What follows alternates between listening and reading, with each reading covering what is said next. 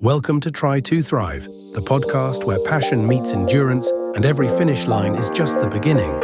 We're here to inspire, challenge, and share our journey through swim, bike, run, and beyond.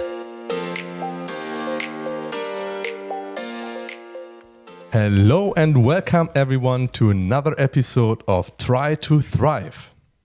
Today we are talking about nutrition and keto diet, how it plays a role in sport, performance and recovery.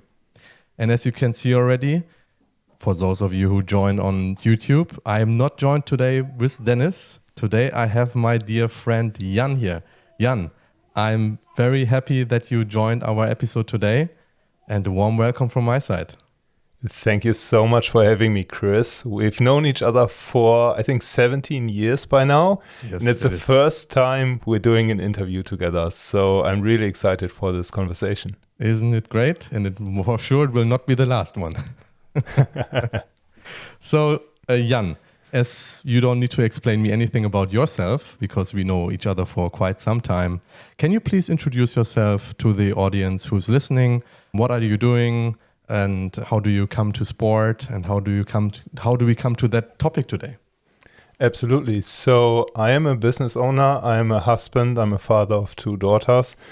And Chris and I have been doing sports together, even though we are not in the same location. We've been doing endurance sports together for quite a while, multiple years, and pushing each other. I mostly focus on running, occasional biking, so I'm not a triathlete because I simply don't have the time with 2 kids, but I enjoy my running. I do about 40 to 45 kilometers a week at this point, training for a 10K in roughly 50 minutes. And I came to running, I would say, thanks to you, Chris. Before that, I was doing a lot of calisthenics. I was doing freeletics programs, but then eventually transitioned into running. And I think around 2015, 2014-ish, so for quite a while, I started doing the keto diet. So that's very low carb. I would say less than 30 grams of carbs per day on average.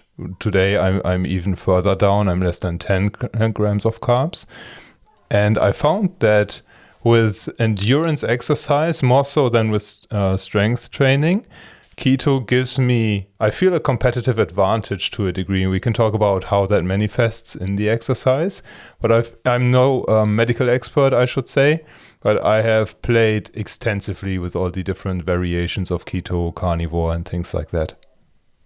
Yeah, great. Thank you. And happy to hear that I was the reason that you come to running. And I would add something. You run, you bike. There's one part missing, and I'm working on that for sure. So I'm very looking forward into the bright future that you become a triathlete as well. Let's see. Yeah, when the schedule opens up a little bit, you know, my business takes quite a bit of time, and then I want to be a present dad for my 2 daughters. But when the schedule frees up a little bit rather, then I definitely incorporate swimming into the routine too. Great to hear that. So I would like to understand a little bit more. How did you get first into the keto diet? What was the reason for you to change your habit when it comes to the diet? Yeah, it's interesting. It was a friend of mine who I never really met in person, but we connected online like maybe 12 years ago, and he was doing research. He's a polyglot, so he's interested and capable in all sorts of different topics. And one of those was longevity and the role that carbs and ketosis plays in that context. And he saw my freeletics workouts. Back in the day, it was like 500 squats, 300 push-ups, 200 pull-ups. That would be a single workout back then. Now I couldn't even do 50% of that. And he said to me one day, you might be shortening your lifespan because of the overdoing of exercise that those volumes obviously are.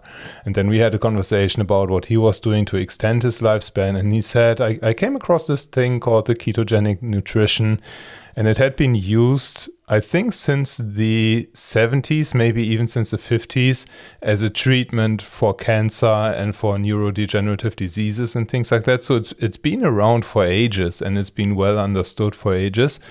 And he told me about the inflammation reducing impact that ketogenic diet have, because you have fewer carbs that reduces inflammation in the body, because the ketone bodies, so that's what the body breaks fat down into, the ketone bodies can be used more efficiently from your body than a carb could be. And I played around with that, and I felt a major difference when I was on keto. So the first 2 weeks sucked, I'll be totally honest. It's what's called a keto flu, where you feel dizzy, you feel lightheaded, and you really don't feel good and you can't perform well. And there are ways around that. We can talk about that adaptation period further in the conversation. But once you go past the 2 weeks adaptation, you feel way more satiated. So I don't need to eat 3 meals a day. I usually don't even need to eat 2 meals a day. I do eat 2 meals because I want to, but not because I am hungry for 2 meals. So that's one big plus. The other one is I have very stable energy levels throughout the day. So I don't have this dip after lunch, for example, when you feel like, okay, I just had my lunch. Now I need to go to sleep for an hour before I can pick up the work again or do an exercise or something. I don't have that at all. I have constant energy levels I get up around 4 a.m. in the morning and I play with the kids until like 10 a.m. in the evening. And I have constant energy. I don't even drink coffee anymore with caffeine. We only drink decaf. And even with that, the energy is constantly high. And recently, we spoke about this off camera. Recently, I did an 18-kilometer run, which could have well been a PB for a half marathon for me. So I ran it in 6 minutes 17 per kilometer on average. And I ran it fasted, and I didn't eat a single gram of calorie, or a single unit of calorie rather, during the run. I just had water with some electrolytes, but I didn't need to fuel during the run because my body was so efficient in getting into the energy storage that I have around my belly that I'm working on. Those are the biggest impacts that made me stick on the keto diet. So to sum it up, it was a little mixture regarding performance, health, and for sure curiosity, how your body is acting on that. Is that correct? Yeah, curiosity plays a big role in my life. I just was curious to see if all the claims that I saw on YouTube are true around the keto diet. And I approach these things with a very experiment-driven mindset. So I say to myself, okay, let's try this for 30 to 60 days. How bad can it be, right? I mean, how much damage can you do to your body in 30 days? It can be damaging. Like I could run a marathon every day for 30 days and I would get really big problems. But on a nutritional side of things, if I eat healthy, I was eating leafy greens, I was eating good meats, I was eating cheese and eggs and all those things that are not known to cause any problems. And I was just cutting out the bread, the rice, the pasta, the potatoes, the sugars essentially. How bad can it be, right? So there was a limited risk that I saw in this experiment, and I tried it for 30 days, and I don't look back. Great. Now, you already mentioned quite a few meals, quite a few aspects of that diet. Could you describe a little bit and walk us through a normal day when you eat breakfast, maybe you'll have lunch, and maybe you have dinner? What it is? Yeah. So my usual day when I'm exercising, when I'm training, I usually wake up around 4 a.m. I do a little bit of work from 4 to 4:45 to 5 a.m. roughly, because that's my quiet time in the day where the phone doesn't ring, the kids and the wife are asleep. And then from 5 to 6 to 6:30, I go out and exercise. Usually that's a run or a bike. And I haven't eaten for probably 13 to 16 hours at that time on average. So I'm deep. I wouldn't say I'm fasted, but I'm doing this time restricted feeding is what you call it. So I usually eat within a 6-hour window, and then I don't eat for 18 hours, and then the cycle repeats. After that run, depending on the intensity, if it was an easy run, I usually don't eat. I just make sure that I'm hydrated well, that I have my electrolytes in my body. And then I wait until 12 p.m. for lunch. If it was an intense exercise, like yesterday when we were chatting, I was in a tempo session where I had 11 intervals for 800 meters at faster than race pace. I had a breakfast and I ate 4 eggs with a little bit of cheese on them, and that's usually enough for me to keep me satiated for the time until lunch. Lunch usually is very meat driven, so I'm on a carnivore diet right now, or close to carnivore, and that's usually something like beef, something like pork, chicken not so much because chicken doesn't have enough fat on it usually. I try to go for the really fatty meat because you need the energy. If you don't get the calories from carbs, you need to have the fat to get the energy. So usually that's eggs and beef and some cheese and all sorts of different variations. My staple currently are burger patties, where we do ground beef as a burger patty, usually around 200-250 grams per patty. And then I put that onto the barbecue, put some bacon on it, put some cheese on it, melt everything really well together, and then some eggs on top of it, fried eggs on top of that. So that is like, mwah.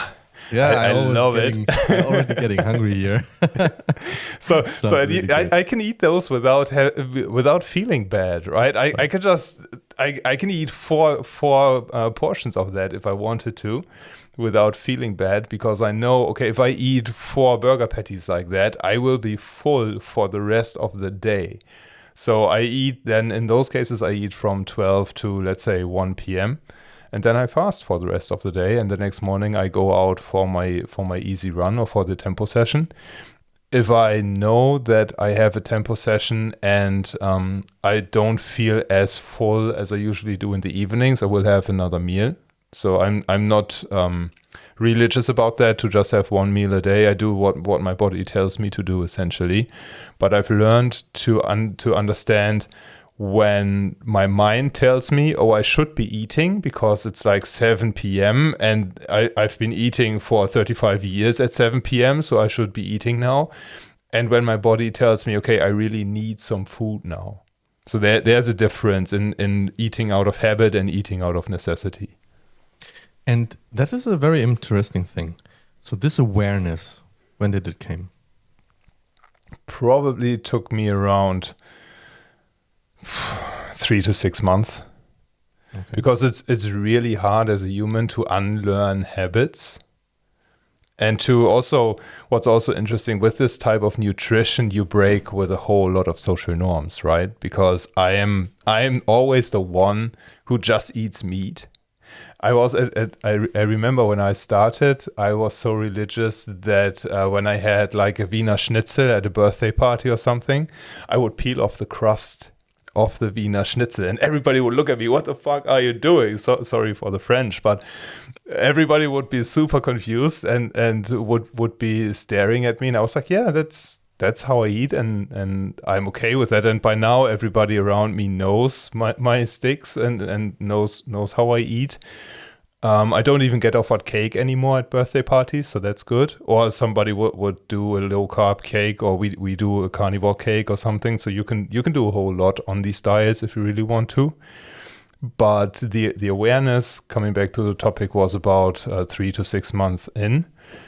And currently, I think what I'm currently learning is how far can I push myself in those tempo sessions, in those really hard training sessions, without having to fuel myself. Because it's always, I see this as some form of adaptation, right? Because when you are in your triathlon training as well, you told me, I have these different gels that I'm trying, and I try to understand how many carbs I need to put into my body to stay on the top performance. And what I will say is, if you're really pushing the limit, like on the 10K race where I'm going for the PB, I will be fueling with carbs, because there's no way around that carbs give you quick energy when you are in a high intensity situation. There's no way around that.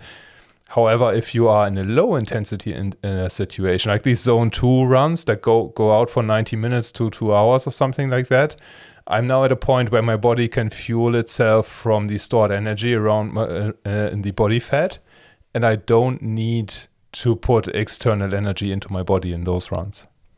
That's a great take. So that leads me actually to my next question, which is that there is a little bit of an ongoing debate when it comes to really be sustainable for endurance athletes, and especially when it comes to marathon running, when it comes to triathlon, especially if you prepare for an Ironman. And so what's your take on that? So you actually mentioned the race day, which is fine, because at the race day, we want to have the peak of energy that we perform the best. But you know, from all the stories that I'm telling you, how much I'm training right now, and you know that I will soon go even further. That means 14 to 17 hours per week training and long runs, long bike rides around 4 hours. What is your take on that one? I will preface what I'm saying with that I don't have experience with these long exercises myself. So the longest runs I do are around 2 hours. The longest bike I've done was about 2.5 hours. With those, I carry carbs to be on the safe side. So I've had that experience once, that it was, I think in 2022, so a while ago, when I was running my first half marathon. I was in keto back then, and I took carbs with me. So I had some sweets, I had a banana with me, all the usual stuff. And then I took a wrong turn on a route. It was the first time I was running that route. And instead of running 22-ish kilometers, I was running 28. Oh, wow. And I didn't have, so the furthest distance before I ran was 14. So already from 14 to 21 was a leap up. But then I just doubled the furthest distance, and I ran out of fuel, as you would expect in this time. Of course. And I had a really, really hard time getting home. I really hit the wall, and I had to sit down, and I was dizzy, and had to pull myself up on some street signs and things, trying to walk back home. So I was on feet for like 3.5 hours. I pushed through the half marathon, knowing that I had another 6 kilometers to go. And then I was like, okay, how the fuck do I get to 6 kilometers now? They took me like 45 minutes. Oh, wow. So it really was a struggle. Yeah.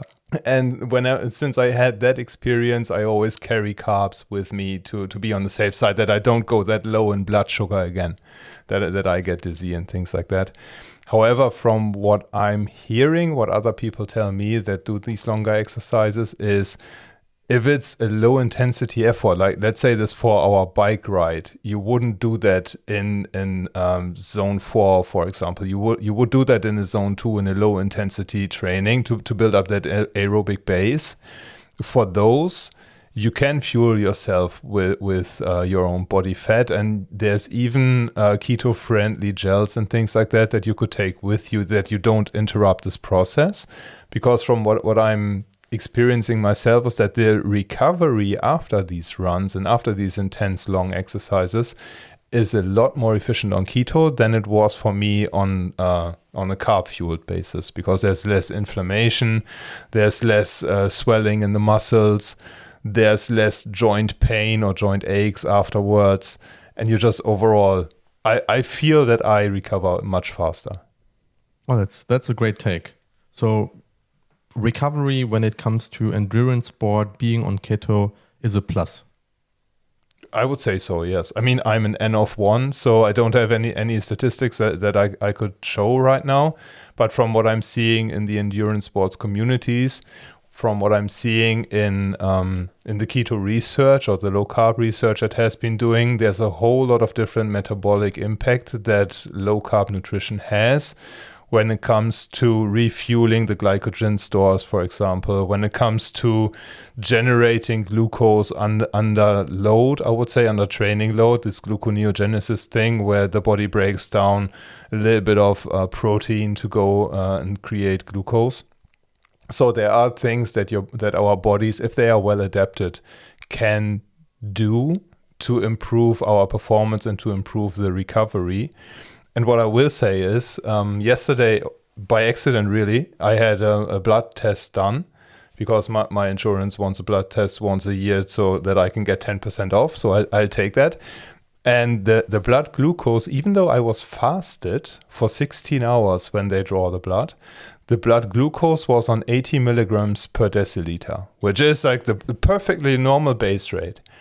I hadn't eaten for 16 hours. I didn't have more than 10 grams of carbs for the past, I want to say 6 months at least. And still my blood glucose was on where the average super healthy Joe would be.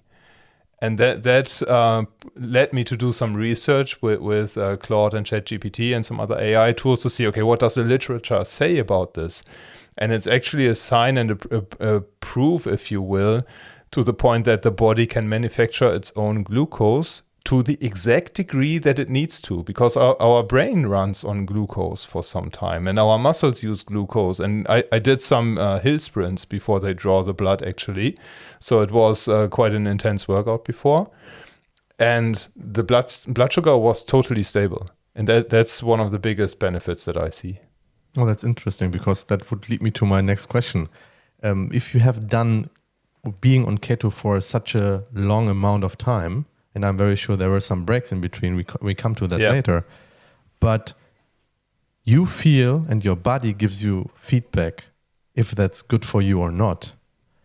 But there's the other side effect that you can't see, which is really how is your body adapting to it? How are your blood results? And that's even positive as well. Yes, so the blood markers, I actually have them here. The blood markers, so the blood pressure, 125 to 80. For context, I'm 36 at this time. BMI, 23.8. So we can debate if a BMI is a valid metric or if it's useless. Yeah. The uric acid was 5.8 milligrams per deciliter. So uric acid, if you have too much of that, that leads to kidney stones. It leads to some things in the joints where the uric acid collects in the joints and then causes joint pain and things like that. So it should be below 7, minus 5.8, perfectly fine. Perfectly in range. Blood sugar, as I said, was 80 milligrams per deciliter. It should be 65 to 120, so even on the lower end a little bit, but totally in range. And the cholesterol, one would expect cholesterol to be higher, and it is slightly higher than the official rate should be. Officially, I should be below 230, and I am at 245. So slightly higher. I couldn't care less about cholesterol, to be honest, because all these studies, all these people claiming cholesterol is a cause of heart attack, they don't understand the literature, because there's evidence for a correlation that where there are heart attacks, there's cholesterol. But that's the same thing as if you were to say, I'm on a sunny beach, there's ice and there's sunburn, so I blame the ice that people get sunburn. Yeah, exactly. Yeah, this debate correlation is not causation. Yeah, I agree. So I'm not too worried about the overall cholesterol. And those numbers have been in that realm for the past 4 to 5 years when I started doing these things. So overall, I'm perfectly healthy. Great to hear. Now, that sounds great, but with everything that is great, there comes also a downside. What are, from your experience over the past few years, what have you been experienced to be negative if you stay on keto? It can be really tricky when you have a lot of eating out in your job. For example, so you have a lot of meetings with your customers where you go to restaurants afterwards, for example. And imagine you go to the restaurants, everybody orders the fries, the rice with the steak or something like that. And you say, okay, I just get 2 steaks with some fried eggs on it, nothing else. The jokes are on you for the rest of the evening. So it's kind of a social pressure that you feel that you are not being part of the normal, and people are then making fun of you because you have some weird eating disorders. Let's call it like this. Yeah. Okay. Yeah, it sure can be. Over time, I've learned to play with this and to actually use this as conversation starters.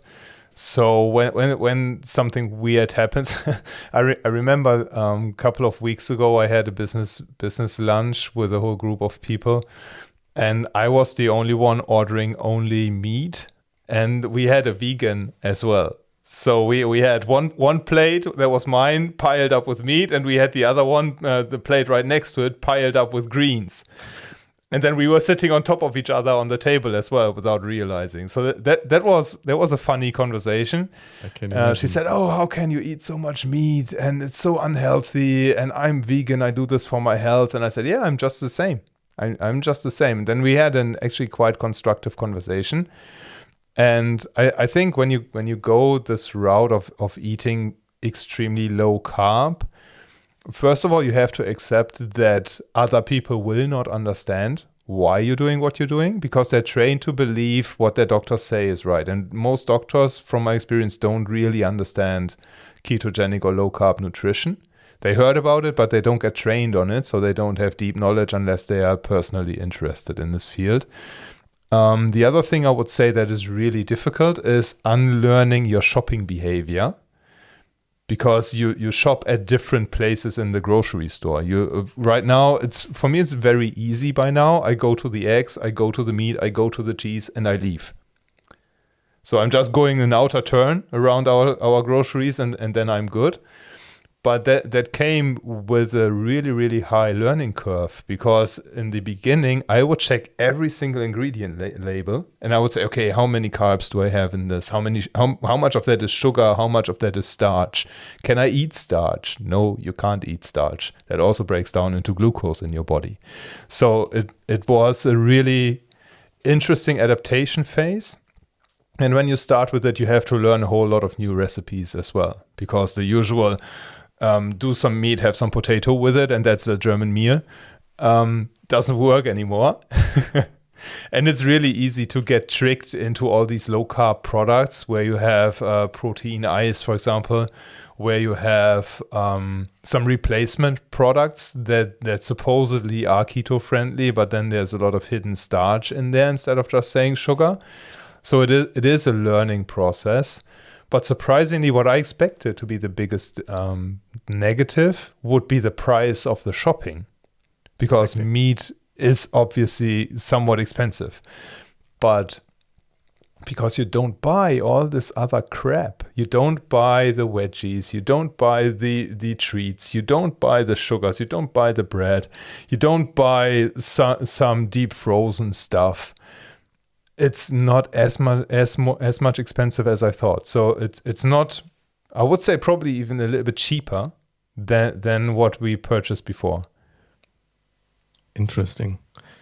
But okay, so now we have the social pressure when you are going out somewhere. That can be within the family or on a business trip.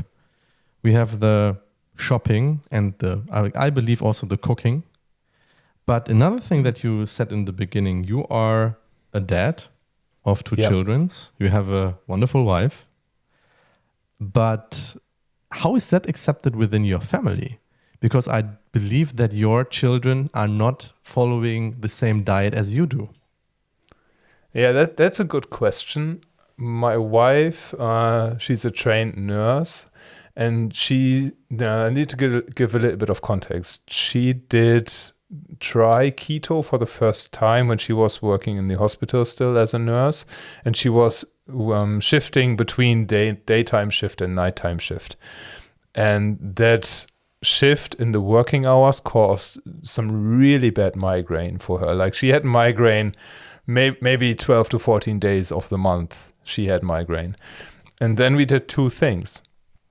First, we put her on keto because I did some research and I saw that, okay, ketogenic nutrition can actually limit the impact that migraines have. And the migraines went down from 14 days per month to 3 days per month, just from going keto. And then the second change we made is she stopped doing night shifts. And since then, for, I want to say the past 8 to 9 years, maybe 11 years, she doesn't have migraine anymore. She's still on keto. She enjoys the meat. She enjoys the cheese, the eggs. She has a little bit of more flexibility in the nutrition than I have. So she will eat some greens occasionally. She will eat some sauces like mayonnaise or ketchup or something in very limited amounts, which I usually don't eat. But she embraces it because she sees the same benefits that I've outlined. Weight loss actually is another big one. When I first did keto, I lost like 12 kilo without even trying. And I think that's the main point. People actually tend to try it out. Yeah. And it goes to show that I'm just remembering this when we are like 30 minutes into this conversation, because there's so much more to this nutrition than the plain weight loss. And I think with a diet, how I see it, and sorry interrupting you, but from a diet comes also a lifestyle. Yes. A diet can not only be temporary, because then you will break it and then you will fall back into the same habits that you did before because you have not learned it. Yeah. And I've seen 100%. so many people talking with me that they are on a diet, and then, half a year later I'm asking them, I expected some results and I was not surprised by the result, and then what's going on with your diet? That was not sustainable. And I'm thinking always to myself, exactly, because it is not a lifestyle. It was not part of your lifestyle. So you went back to your own habits. Yeah. Yes, I couldn't agree more. And specifically with this extreme low carb nutrition, you also get the payback really quickly when you cheat. Because by now, if I would have a high carb meal, like if I would indulge on some French fries, for example, or if I would get some potatoes or rice, by the next day, I would probably have stomach pains and diarrhea, because my body, first of all, it isn't used to that much carb intake. But on the other hand, what I've also learned is the body, the more you limit the food you ingest, the body tells you really fast what type of food you can digest well and what type of food you cannot digest as well. So for example, I had this one period in my life where I couldn't really digest heavy cream that well. So we usually do some snacks after lunch, and sometimes that's ice with heavy cream, sometimes that's Greek yogurt with heavy cream. And I would eat the heavy cream, within 30 minutes I'd be on the toilet. Oh, wow. That hard. And then I just stopped eating heavy cream for a couple of weeks and slowly phased it back in. And now it's good. Now it's fine. But the body has this mechanism of telling you, okay, I tolerate this well. I don't tolerate that. So stop putting that into your mouth. And that is something that I think, especially as athletes, you need to understand and you need to be very aware of, because that also avoids the stomach issues as you go through the training sessions, as you go through the races. You already understand, okay, this I can tolerate well, so I put more of this type of fuel into my bags. And I take this gel instead of that gel. And that's because the body has its own mechanism. All of our bodies are different. So I'm just speaking from my experience here, but you get as more attention as you give to the nutrition, you get more familiar with what your body can tolerate or not. And you also ask what the kids say about the nutrition. The younger one, my younger daughter, she's turning 2 in November. She's actually almost keto because she wants to. She doesn't eat that much bread. She doesn't eat that much pasta. She doesn't eat that many sweets. She loves her boiled eggs and her fried eggs. She loves ground beef. She loves pork belly from the barbecue. She loves it. The older one, not so much. The older one loves her sweets. She's 5, and she's not as much focus on keto. But for the younger one, we could put her on carnivore pretty easily, and she would thrive. Now you mentioned carnivore for the second time, and can you explain the difference between keto and carnivore real quick for people who doesn't know what it is exactly? Carnivore is essentially saying you eat only stuff that comes from things that had a face. So you eat meat, you eat cheese, you can eat yogurt, you can eat heavy cream, you can eat dairy, animal products for the vast majority. So some people go even further than what's called a lion diet. Lion diet says you have beef, you have salt, you have water. Well, that's pretty extreme for me. That's as extreme as it probably gets, yes. So I am mostly carnivore, so I eat a lot of meat, a lot of dairy products and eggs.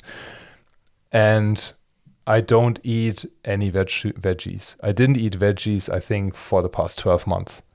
That's a very interesting point, because usually what we also need to have a healthy lifestyle, to have a healthy meal, is vegetables to fuel up our vitamins.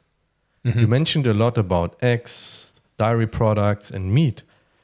I'm missing the part where you get your nutrition in when it comes to vitamins. Yes, it's actually in the meat. Okay. What most people don't know is that meat and eggs have all the essential vitamins that you need.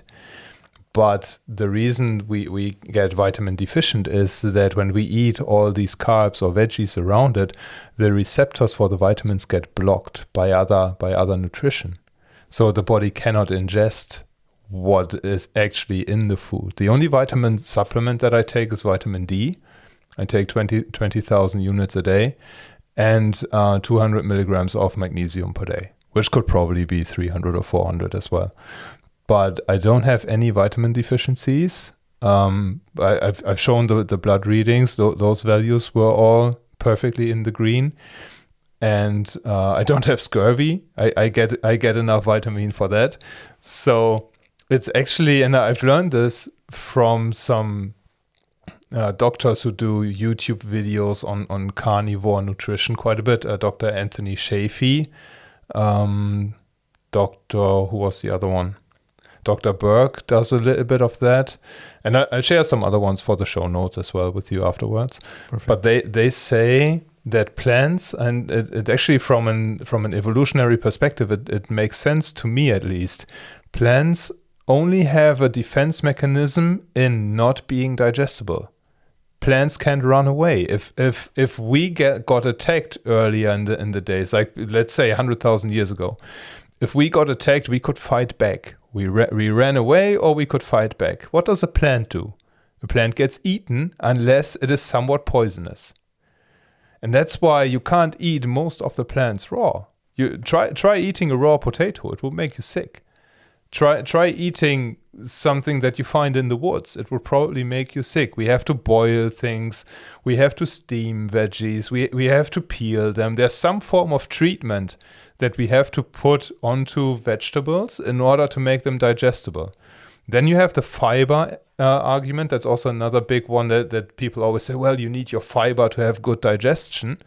The fiber just doesn't do anything to our body except for making the stool a bit smoother. It doesn't get digested, doesn't have any nutritional value. It just goes through your body.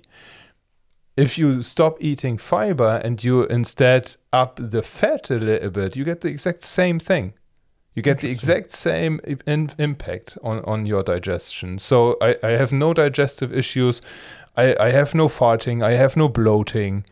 Well, I remember when I was eating kale, for example, I had this one phase in my life. We talked about getting on and off the keto diet earlier. So I've not been strict keto for 11 years. That would be ludicrous. But I had this phase where I introduced a lot more starchy vegetables, and I ate also a lot of kale back in the day, and I would always feel bloated. I would always feel like I'm unwell, but kale is supposed to be healthy, right? Well, stop eating the kale and the bloat would disappear. And that's going back to the signaling of our bodies, I think, where if the body tells you, I'm not feeling well after you ate this, how about you stop eating this for a week and see how you feel then? And then when I see my kids, we present them all sorts of different foods. I'm not trying to actively push my daughters to one type of nutrition or another. They get food, they get meat, they get veggies, they get carbs, and they can pick whatever they want, right? The younger one always goes to the meat, always goes to the high-fat stuff. She doesn't even... this morning we had a toast with peanut butter and fried eggs for her, just to give one example. The fried eggs, gone in a minute. Inhaled. The peanut butter, she peeled the peanut butter from the sandwich and ate it with her fingers. Was a total mess, but she loved it. The toast was left over. She had two bites, and then she said, no, I don't want the toast. Interesting. And that's, I think that is some form of evolutionary knowledge that's in there. Was the exact same thing for my older daughter when she was in the same age. Now it's shifting a little bit because she sees other kids around her in the kindergarten have treats and have snacks and things like that. So she's starting to ask for those. I think if she didn't have that impact, she would probably eat mostly high fat as well. Wow. This is very interesting. So I think we are now almost 40 minutes in our... We spoke for quite a while. We spoke for quite a while. You spoke for quite a while. Thank you for sharing all the knowledge. I think we could continue for hours because I always love to talk to you for hours. But when it comes to one aspect, is keto for everyone? What do you think? I would say no. I think physiologically the human body has evolved to be in ketosis. Babies are in ketosis in the mother's womb. There are studies that humans have been eating at least 70% meat-based diets for the past 100,000 years before we had the farming and the agriculture evolutions. But I would say, given on the social pressure that we can have, also depending on the surroundings that you find yourself in. Not everybody has the opportunity to go out and start doing a ketogenic diet because maybe you live somewhere where the main food is potatoes and rice or something like that.